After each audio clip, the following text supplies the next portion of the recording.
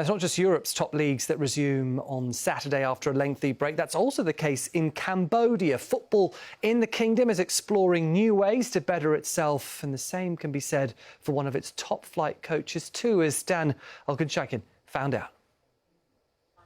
The Cambodian Premier League returns this weekend after a 4-week break, and for Angkor Tiger coach Alistair Heath, it marks the end of a challenging debut campaign.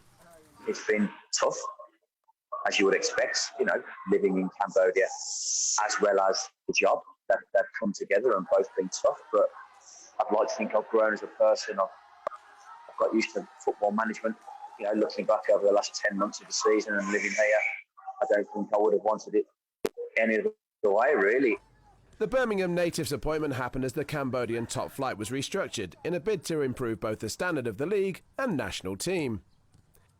The number of teams have been reduced from 13 to 8, so there's been a reduction of teams, and on top of that, they've also introduced under 22 rule, whereby you need to start under 22 players, a certain number, and that's sort of to blood in new players to increase the national team pool for the generations to come, but also because next year we have Cambodia hosting the SEA Games, and football at the SEA Games is an under 23 national team competition.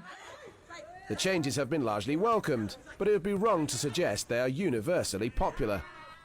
If you take a look at the reduction in teams, it's been overall a positive sort of reception when it comes to the general footballing fraternity in Cambodia because of the increase in quality to a certain extent. But under 22 rule, that hasn't had a lot of fanfare from both coaches and players alike. I mean, ultimately, people want to be selected based on merit, not because of your age.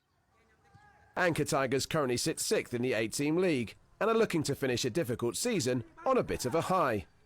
We're going to try and be really competitive, and hopefully the learning that both me and the players have done this season will, in the last 4 games, come to light more than it has done during the season. So I hope that we can enjoy it. Players can enjoy the last 4 games. They've played with a bit of pressure and just have a real good go and see if we can finish with a maximum of 12 points in the last 4 games. It's possible, but to enjoy it, I would say, is definitely the most important.